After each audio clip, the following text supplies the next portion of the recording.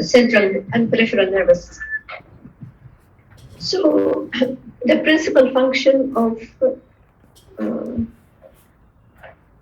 principal functional unit of the central nervous system is the neuron. So the neuron is the cell that we need to understand and at least have an idea how they cope with stress and injury.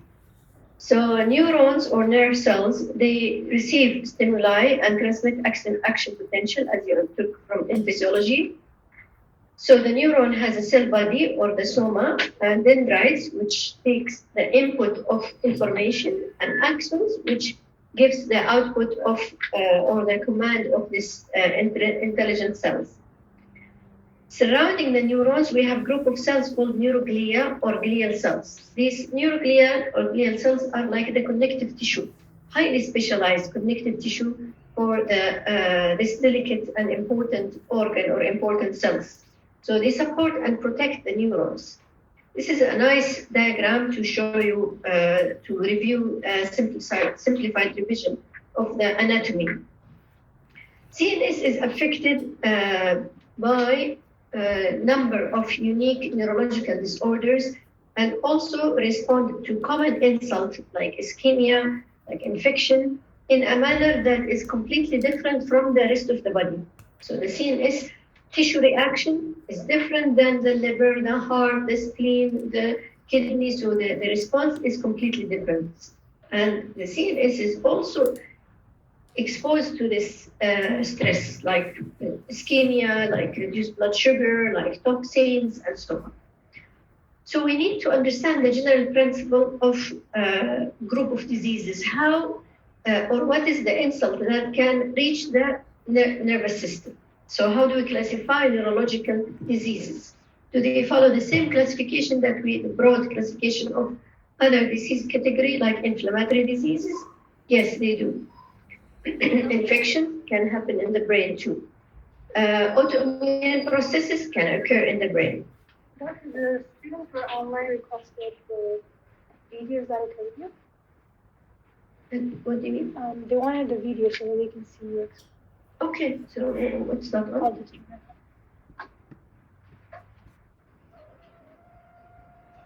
Okay, thank you. So inflammatory diseases is one of the category of insult that can affect the nervous system. Infection can be one of them. Autoimmune processes, toxic diseases can reach the central nervous system. Neurodegenerative diseases is another type of disease that can affect these intelligent cells or important tissue. Neurometabolic diseases, tumors, and disease involving the circulation, special circulation in the central nervous system, which I hope you covered in physiology and anatomy. And also then trauma to the brain, like stroke, like physical trauma, like cerebrovascular accident due to hypertension or clotting abnormalities, and then you have another ischemic strokes and so on. So most mature neurons are incapable of cell division. There are facts that we need to know about this important tissue, that we know that mature neurons, they don't recover, they don't regenerate. They cannot divide. They cannot produce a new cell. So that there is no turnaround for these neurons. We're born with them. We will live with them. No more. If you lose a neuron, it does not regenerate. So that's a very important fact. On the other hand, for example, the liver cell multiply, the skin regenerate, and so many organs regenerate. The blood regenerate, but the neurons, they do not divide and produce new cells. Destruction of a small number of neurons is essential for a specific function may leave the individual with a neurological deficit. So if we destroy a group of neurons, this patient can be paralyzed for life or mentally retarded for life, depending on what neuron are affected. Cellular pathology of the central nervous system. Neurons vary considerably in structure and size, so we know this brain has different type of neurons and different size of a neuron, and the location of these neurons give different function in different brain regions. Structural specialization associated with neuron function is important. The motor cortex, the sensory cortex, the visual cortex, and all of these are important for us to understand. So if we have a stroke in the visual cortex or stroke in the sensory cortex, patient will lose sensation and so on.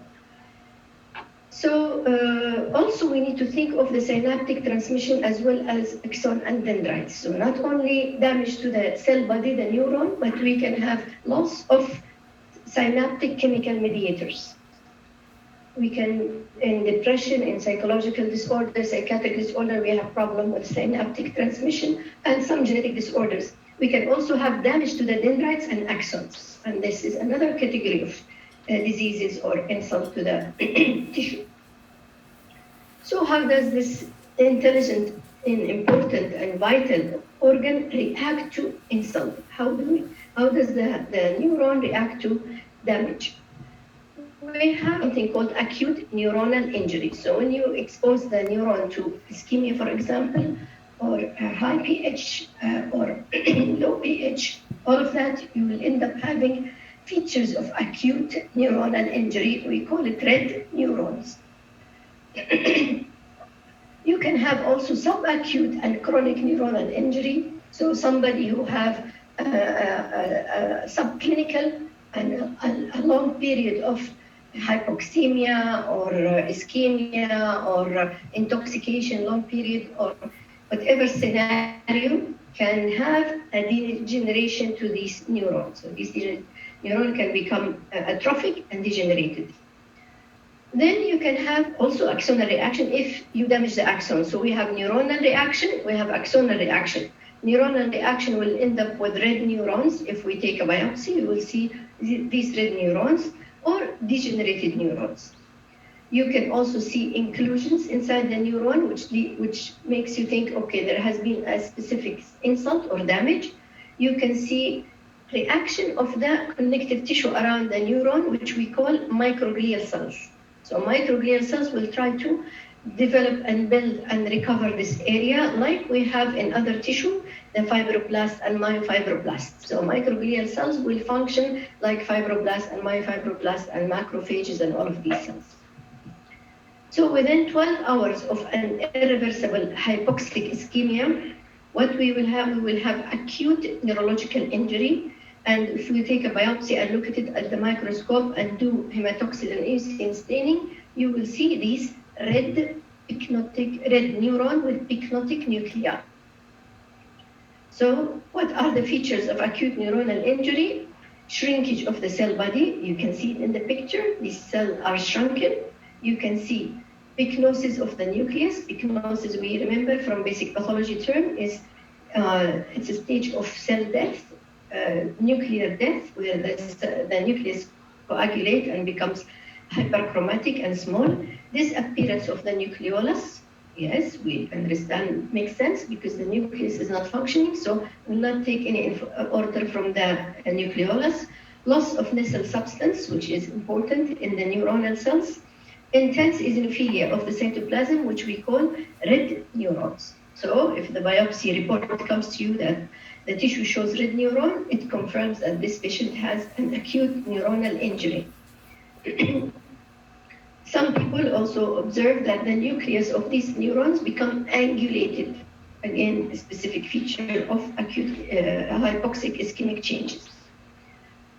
Now, if you expose this brain to subacute and chronic neuronal injury, you will cover all pattern of injury later in the neurology lectures and more as we go in the pathology lectures. But now we are looking at that tissue response, tissue reaction. So if you expose this important delicate tissue to acute, subacute and chronic insult, you will have degeneration of the cells. So you will not have acute changes, red neuron, but you will have atrophy and degeneration of these cells. So neuronal death occurring as a result of progressive disease process. Could be autoimmune disease, could be chronic intoxication, and so on. Example of slowly evolving neurological disorders is amyotrophic lateral sclerosis. This is an important disease. We will have some picture about it. So this is a chronic disease, and because it's a subacute and chronic, eventually the patient will start developing gradual loss of function because you will have gradual atrophy of these neurons and these cells. Characteristic histological features is cell loss, and we know the connective tissue in the brain is not going to sit quietly. It will do something. So what will it produce? It will produce what we call reactive gliosis. Reactive gliosis, so like fibrosis. So the glial cells, the microglial cells, will try to clean and rebuild the lost neuron and try to do something to recover this area. So amyotrophic lateral sclerosis is one of the most important disease that affected this genius person, and it resulted in, he was predicted to die at the age of 20, but he defeated this prediction. He survived, but he was completely paralyzed. He started gradually losing his function. So he was able to walk, then he cannot walk, then he cannot feed himself, he cannot wash himself, he cannot get out of bed, and so on, until he becomes completely crippled and dependent on artificial life support. So pattern of injury in the nervous system. So what happened? What is the pattern? You can have axonal injury, you can have neuronal injury, which we talked about in neuronal injury, acute, red neuron, subacute and chronic, atrophy and death of the neuron. Here, you can also have injury to the axons. Why and how? You will cover it with the disease processes. Okay, we will talk about some examples of them. So axonal injury. So injured axons, what will happen if you cut an axon or injure an axon? It will undergo, histologically, if you look at it, it will undergo swelling and degeneration. So what you will have, you have these spheroid rounded axons. Okay, so we call swelling degeneration of the axons. We call it spheroid degeneration. So if you take a biopsy, you send it to the neuropathologist, and the neuropathologist see these things, they will tell you these are spheroid degeneration of the axons. So there is something wrong with the axons. We know we have dendrite, we have axons. These are the arms and legs of the neuron that communicate with afferent and efferent information. Okay. So if you do special staining or silver staining or immunohistochemical staining, it will highlight these axons. We will show you example of that. So axonal injury, if you cut an axon or damage the axon of a big neuron, the cell body enlarged and rounded, so you have rounding of this cell body.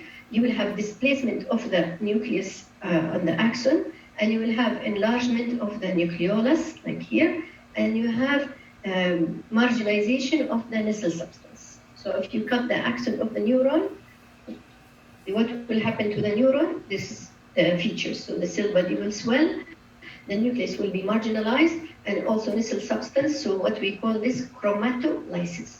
So nasal substance supposed to be in the cytoplasm, in the middle of the cytoplasm. When you sever an axon or damage an axon due to autoimmune diseases, then you will have this feature. So, okay, so chromatolysis and swelling of the neuron. In addition, acute injuries typically result in breakdown of the blood-brain barrier and variable degree of cerebral edema. So another form of injury, when you have, we know the blood-brain barrier in the brain is a very important barrier because we don't want whatever in the blood to reach the brain, because the brain is a very, very delicate organ and important organ, so it has to be protected. So you have many gates or many filtering mechanism in this membrane. We call it the blood-brain barrier. When we have diseases in the blood-brain barrier, then you have leakage of whatever in the blood to the brain. Urea, high calcium, high potassium, acidic and hypokalemia, hyperkalemia, high glucose, viruses. So when you lose this barrier, then you have access to the brain, whatever the insult can be. So, so we talk about another feature which called neuronal inclusion. Now we're not talking about classification of diseases, but we're talking about features of disease that affect the brain. What happens to these cells? You can have red neurons, you can have chromatolysis, you can have degeneration of the neuron, you can have also inclusion. Neuronal inclusion can be seen as a physiological changes due to aging, and patient will have no symptoms, and can be seen due to other diseases. So, what is neuronal inclusion? Neuronal inclusion are intracytoplasmic accumulations of lipid. We call it lipofuscin, or protein, or carbohydrates. These are abnormal accumulation in the neuronal cells. Okay. So neuronal inclusion studies have shown that in specific diseases, so you can have it physiologically due to aging and no sign and symptoms, and you can have it due to other diseases. What are the best example of neuronal inclusion is what we see when patients have viral infection of the brain, central nervous system. So we have three important viruses. We have and three important inclusions. We have cowdery body, which is seen in herpes infection. We see Negri body, which is seen in rabies, and we see CMV inclusion, which is seen in CMV infection. So remember these inclusions. Remember, these are favorite questions for USMLE. Remember the inclusions, remember the virus. So degenerative CNS diseases associated with neuronal intracytoplasmic inclusion. So we said we have normal inclusions in aging. We have inclusion due to metabolic disorders. We have inclusion due to viral infection. This is very important for us to remember because it's easy and straightforward. We have also specific inclusion that is seen in neurodegenerative diseases. Okay, so neurodegenerative diseases are very important. Okay, so this is a big group of diseases that we will talk about later, but today we will talk about what happened to these cells when they degenerate. So we have what we call neurofibrillary tangles. So you take a biopsy from the brain, send it to the pathology. Neuropathologist will tell you the biopsy show neurons with neurofibrillary tangles. It means you have neuronal inclusion, and this is not normal. And this is specific for Alzheimer. Lewy bodies. So biopsy show Lewy body inclusions, specific for Parkinson's. Again, excellent USMLE questions. Memorize the names, memorize the diseases. Straightforward. Very important. Of course, there are many more, but for your level, this is the most important. If you know it, you will be fine. So reaction of microglia to injury. Now we finished the neuron, we finished the axon. We know the neuron become red degeneration, we become atrophic. If we cut the axon, you will have this chromatolysis and ballooning of the neuron. And then we said, we talked about inclusions. Now we go to the glial cells and microglial cells. We have different glial cells. We have in the central nervous system, we have ependymal cells, we have oligodendrocyte, we have astrocytes, we have microglia. In the peripheral nervous system, the spinal cord, we have our favorite Schwann cells, and we have stellate cells.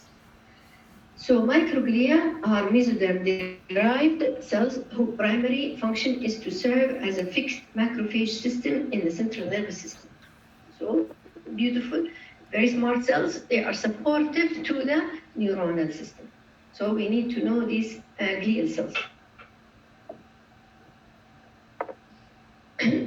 We need to know the names. We need to be competent in histology about these cells. They're very interesting cells, very intelligent cells, and you, from them, if you're good with your histology, we will apply it in neoplasia, and that becomes very interesting. But now these cells, their job is to support the neurons. So any injury to the microglial cells due to the abnormal microenvironment will lead to disease in the microglial cells. This behavior or this change in the microglial cells we call as gliosis. So gliosis is like fibrosis, okay? So gliosis is important behavior or important reaction. We know we have 4 types of microglial cells. The most important cell in gliosis is astrocyte. So astrocytes are the most numerous non-neuronal cells in the central nervous system. They're already representing 20 to 50% of the weight of the brain. These are important cells. They are cushioning, they are supporting, they are detoxing, they are doing all the job that is needed for the neuron to maintain allow the viability of these neurons. So they present 50% of the size of the brain. So any microenvironmental abnormality, who will be the first line soldier? The astrocytes. The astrocyte will interact, will produce astrocytic gliosis. So, which is repair or scar formation. And we call it gliosis or astrogliosis. So remember this terminology. Astrogliosis is not like astrocytoma. Astrocytoma is a neoplasm. Astrogliosis is a benign process due to abnormal microenvironment insult to the brain, and this is a reactional process. So gliosis is the most important histopathological indication of CNS injury. So you have your patient, abnormal clinical presentation, and you're not sure if this patient have neurodegenerative diseases, toxic diseases, autoimmune diseases, viral infection. So you take a biopsy, you send it to the neuropathologist, and or neoplastic diseases. So the pathologist will tell you that section show gliosis or astrogliosis. So you ruled out neoplasia. You're still thinking of local damage to this area. So astrogliosis is a reaction to the tissue. What happened? So in response to injury, astrocytes undergo both hypertrophy and hyperplasia.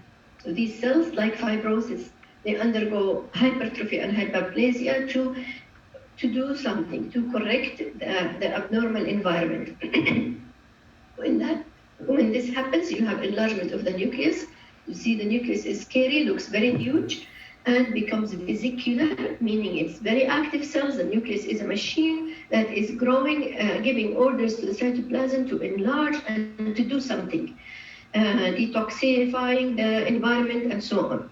And then you have vesicular nucleus, enlargement of the nucleus, and prominent nucleolus. So this is very alarming morphology, very close to neoplasia, but it is not neoplasia. So astrogliosis is a benign process due to abnormal or repair or in response to repair to tissue damage to the brain.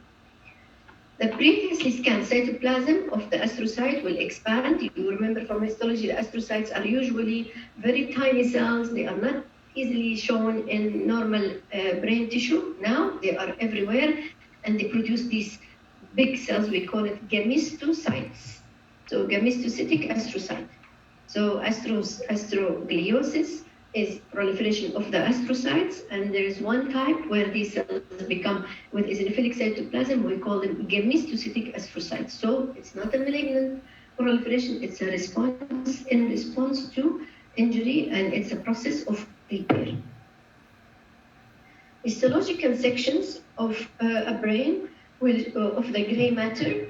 Okay. Stained, okay, we have the white matter, the gray matter. The white matter has a lot of axons and dendrite. The gray matter has more of the neuron and more of the connective astrocytes. So this special stain, this black stain, is called immunoperoxidase stain. Immunoperoxidase stain is a very important stain because it will light the glial fibrillary acidic protein. These cells, they have fibrillary acidic protein inside their cytoplasm. This is how they are not liver cells or kidney cells. This glial fibrillary acidic protein is important for their function.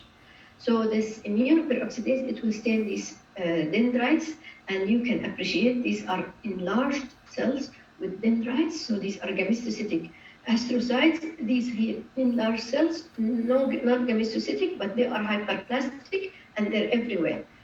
So it shows glial filaments, and it shows the reaction or response to any injury.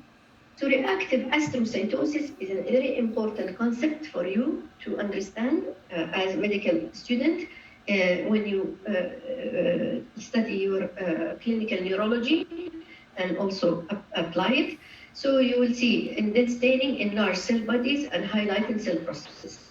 We often use this stain to look for astrocytes, then or if we cannot see it by H&E. Okay, so just to confirm to you. This is another beautiful slide where, again, the brain cells are, or the section from the brain and nucleus is enlarged, gametocytic astrocyte. These are hypertrophic astrocytes, but they are benign. They are not neoplastic. and here they are hypertrophic. So if I know, if someone ask me what happened to this brain tissue, I will say this is reactive gliosis due to an insult to this brain tissue. What is the insult? I'm not sure. It could be hypoxia, it could be recent infarct, it could be recent viral infection, it could be trauma, it could be autoimmune diseases. We need to do other investigation, but this is benign and this is reactive gliosis. Okay, so this is another exaggerated reactive gliosis. So they're taking over this brain, like the fibroblast when they try to seal and control an area of infection or control an area of neoplasia or any inflammation. The appearance of reactive astrocyte may vary according to the nature and duration of the stimulus. Acutely activated astrocytes have more cytoplasm. Okay, the cells in the left and center panel are the edge of a malignant blood tumor. So this one and this one are on the border of a malignant neoplasm. So now, when you have an abnormal growth in any body tissue, you will have a reaction of the adjacent tissue in the liver, in the breast, in the kidney, in the muscle. You will have the tissue around it will not be quiet, will do something. So in this tissue, you will have fibrosis, you have lymphocyte proliferation. In the brain, you have gliosis. So if you see gliosis and you rule out all external factors, then you need to make sure, go to radiology and look, is there a space occupying lesion? Is there a mass? And this is a tissue reaction, a gliosis around a tumor that the biopsy did not send me, did not take a sample from it, or it's just a gliosis due to hypoxemia or due to other insults. So you see the tissue reaction is very important. Okay, so here in the right side, you have gametocytic astrocyte, and it is present in a patient with demyelinating lesions of progressive multifocal leukoencephalopathy. So you can have gliosis in another type of disease. So you can have gliosis in neoplasia, gliosis in viral infection, gliosis in ischemia, gliosis in degenerative diseases. It's a tissue reaction, okay? Okay, why? Next. What is this disease, PML? PML, you will study it later. But from the name progressive, amyotrophic lateral sclerosis. So it's a progressive disease, amyotrophic loss of the melanin sheet, lateral sclerosis, sclerosis of the lateral column. We will talk about it. So now, reactive today, we are not focusing on disease entity. We are focusing on the response to injury of how does the brain, the central nervous system, and the peripheral nervous system behave in abnormal environment as a result of injury. Okay. Now here you have again a nice picture of reactive gametocytes or astrocytes around the cerebral infarct. So we said you can have reactive astrocytes around the tumor. You can have reactive astrocytes around an infarct, a brain infarct. Okay, so you can have this reactive gliosis can be seen around infarction, around neoplasia, around viral infection, around bleed, around many things. Okay. So this is another picture of different type of astrocytes taking dominance. They are proliferating. Okay, like fibrosis. Astrocytes forming scar in damaged white matter of an infant with periventricular leukomalacia. So this is a child, a baby, infant, who had a leukomalacia, loss of the white matter around the ventricle, and because of loss of the white matter, the astrocytes started proliferating, producing astrogliosis. So to replace this lost tissue in an infant so you see this is just a reaction. Okay. Now, there is another feature that pathologists have identified in response to injury where we call it Rosenthal fibers. Rosenthal fibers are thick, elongated, brightly eosinophilic protein aggregate found in astrocytic processes. So we know the astrocytes are cells with processes. When there is any insult, any abnormal environment, there will be the gametocytic hyperplasia, and they will see also Rosenthal fibers. So thickening of these cell processes Like here you see they look eosinophilic, clumped, and they are roughened and thickened fibers, okay? So astrocytic process, chronic gliosis, and low-grade glioma. So rosenthal fibers are very important. It is seen in gliosis and can be seen in glioma. What is glioma? Glioma is a tumor that we will talk about next class. So astrogliosis is benign proliferation of astrocytes due to insult, inflammation, infection, ischemia, and so on, neoplasia, but it's a tissue reaction. Glioma is a malignant tumor of the astrocyte. We will talk about it next lecture, okay?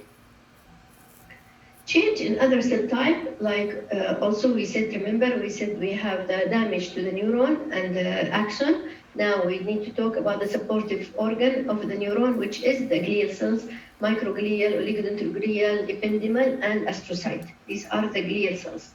So oligodendrocyte also, they will do some part in the repair process.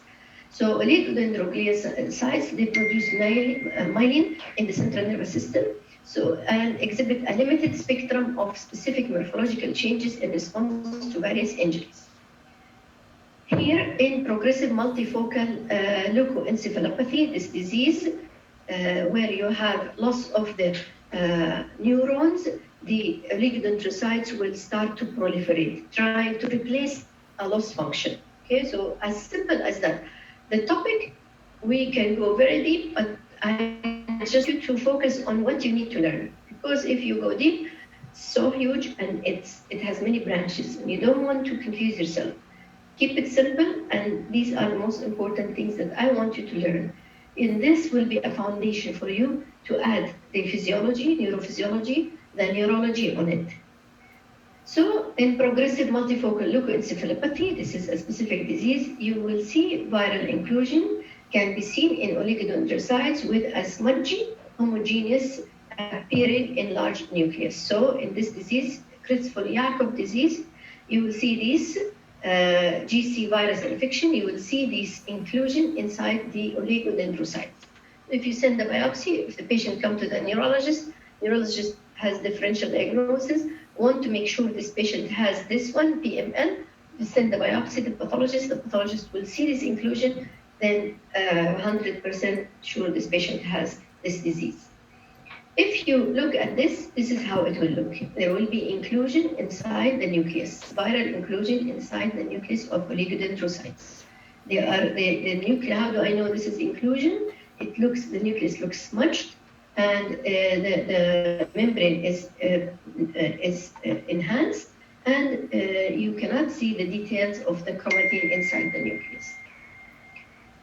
So ependymal cells also are important glial cells in the brain. They line the ventricle system and they line the central canal of the spinal cord, ependymal cells. So certain pathogens, like the CMV virus, can affect the ependymal cells. They like to infect these weak cells, ependymal cells, and produce typical viral inclusion, especially in children. We know from your neuroanatomy, within the ventricles, we have something called choroid plexuses. There are these like villi that are lining the ventricle cavity. And what does the choroid plexus produce? It produces CSF fluid. So they are these choroid plexuses, they are in continuation with the ependymal cells. They're cousins or brother and sisters. And in response to secretion of CSF.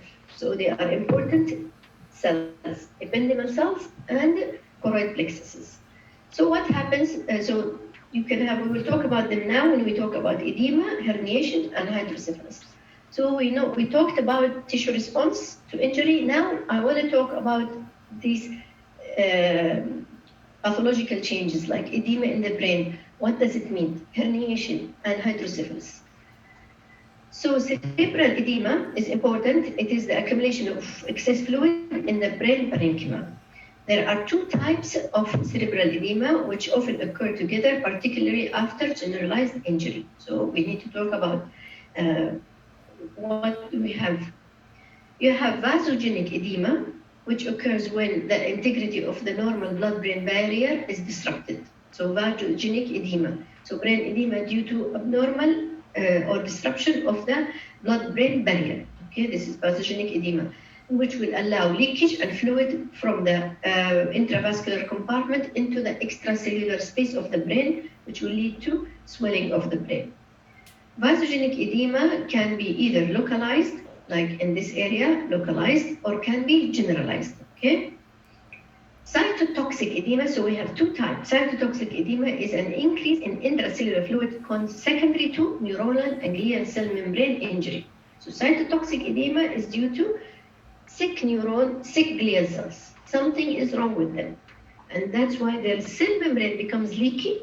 And when the cell membrane of the neuron and the glial cells is leaky, water will go inside the cells. Okay?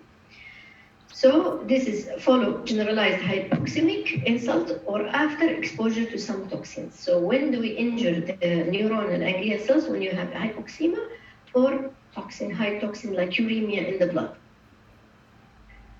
So this is a very summarized part of the cytotoxic edema. You have cellular swelling, you have intact blood-brain barrier.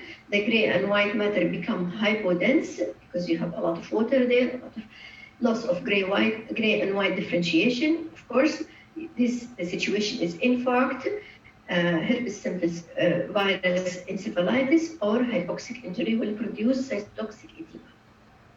This is a very good example of an autopsy case, a patient who died due to edema or cerebral edema. You can appreciate this is the skull, the bone of the cranium bone, and you can appreciate the brain is bigger than the cranial vault, bigger than the bone. So the brain is almost bulging out. You can also appreciate the sulci here. The sulci are kind of swollen and flat. And we know from anatomy the sulci are rounded, and there is a very small space for the gyri. You can appreciate here the gyri are squished. So this is a brain edema, diffuse brain edema. The edematous brain is softer than normal and often appears over-filling, so filling the cranial vault. In generalized edema, you have the gray matter are flattened, and the intervening sulci are narrowed, and the ventricular cavities are compressed. So if you do MRI, you will see the ventricles are compressed. You will see all of these changes. So hydrocephalus. So go back now to the choroid plexus and ependyma. After being produced by the choroid plexuses within the ventricle, the CSF circulate through the ventricular system. We have the third ventricles, we have the fourth ventricle, we have all of these ventricular system. We covered them in anatomy. And the fluid circulate through many doors or foramina. We call them Luska and Magendie. So this is allow for healthy circulation of the CSF fluid in the brain. The balance between the rate of generation of CSF and resorption of the CSF is important because sometimes some people have diseases of more production or less resorption. And this will lead to enlargement of the ventricular system. Accumulation of CSF fluid, we call it hydrocephalus. So hydrocephalus refers to the accumulation of excessive CSF fluid within the ventricular system. So this is normal.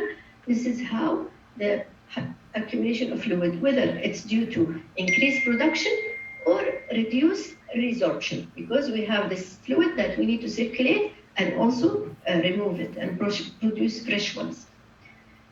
So then there are two types of hydrocephalus. Communicating hydrocephalus, where the entire ventricular system is enlarged, and it is usually caused by reduced CSF resorption. So communicating hydrocephalus, something is wrong with the drainage of the CSF, okay? And it's all the ventricular system are affected, okay? Non-communicating hydrocephalus is usually due to obstruction of one of these doors, one of these channels. This obstruction usually due to a mass effect, whether the mass is a tumor, the mass is a tuberculoma, the mass is abscess, the mass is a trauma, a hemorrhage, whatever. So a mass obstructing the Monroe and the cerebral aqueduct will lead to non-communicating hydrocephalus. If you take an autopsy appearance, you look at it, you can see this is not a normal brain. You can see the white and gray matter is completely atrophic, and you have dilatation of the ventricles. Most likely this patient is mentally handicapped. Now we go to another form of tissue response to edema or enlargement, increase in intracranial pressure, which is herniation. So that patient of autopsy most likely had a herniation, a case of brain edema. Herniation is an important concept when the volume of the tissue and fluid inside the skull increase beyond the limit permitted by the compression of veins and displacement of CSF, intracranial pressure rises. So when this tissue increase in size in this closed space, then you have elevated pressure. And what happens with the elevated pressure? The cranial vault is divided by rigid fold. Remember from your anatomy, the brain is like a little vault, like a safety vault or a box that has membrane, thick membranes. We have the falx cerebri, we have tentorium cerebri. So you have this one here, which separates the right and left, and we have this one here, which separates the cerebral from cerebellum. So these thick, rigid membrane, they are kind of dividing this box into compartments. So what happens when there is enlargement of the intracranial tissue beyond this space? One of the side of the brain will squeeze itself to the other side. Okay, so you have subphalceal herniation, transtentorial herniation, tonsillar herniation. If the expansion is sufficiently large, herniation occurs. Herniation often leads to pinching. So when you have herniation like here, you will have the sliding of brain tissue into the other side, which will lead to pinching of this tissue, which will lead to compression of this tissue, which can lead to compression of the blood supply, which is leading to infarction and more swelling and more herniation. So it's not a healthy movement.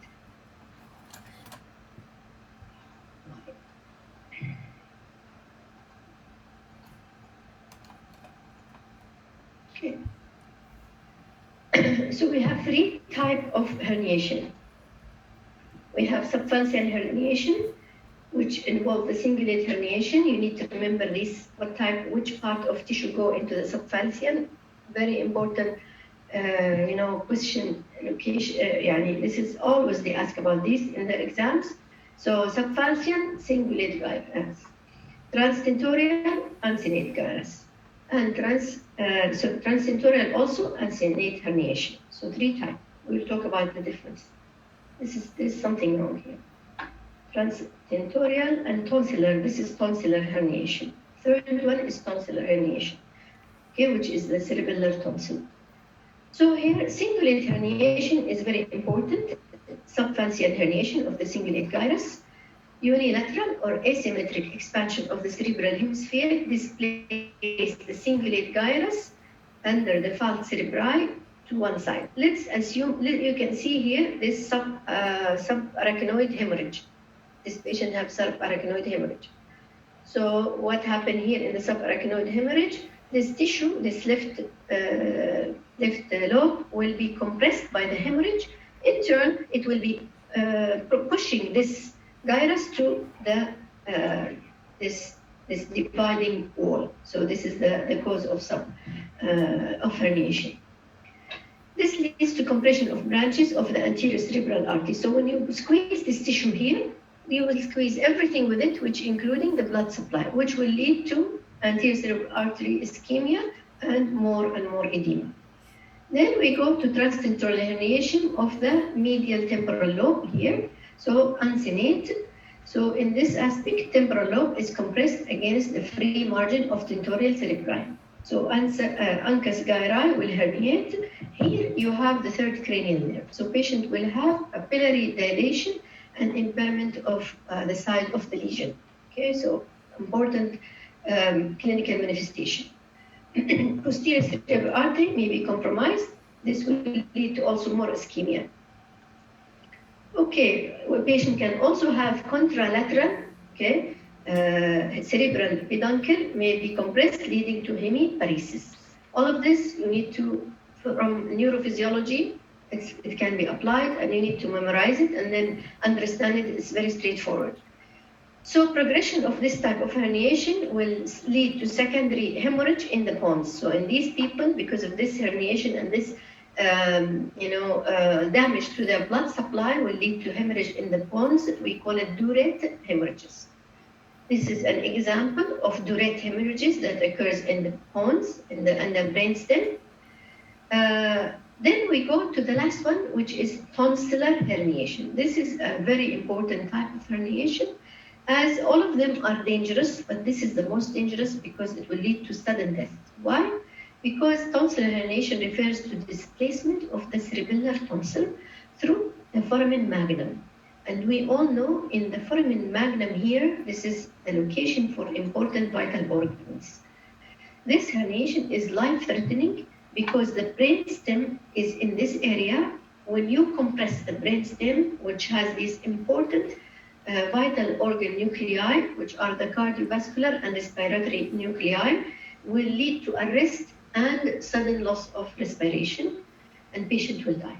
Okay.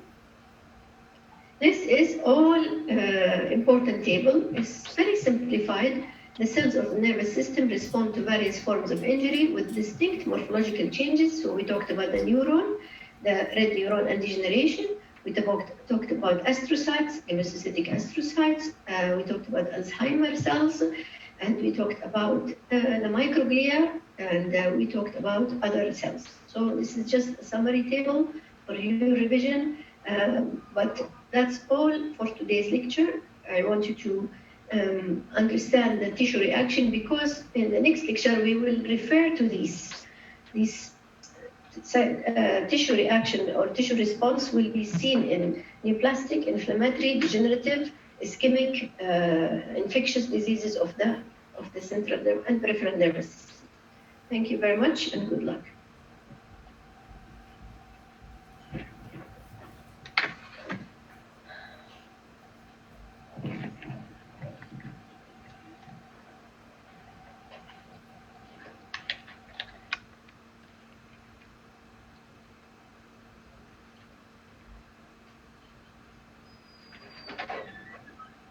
Anybody has any question?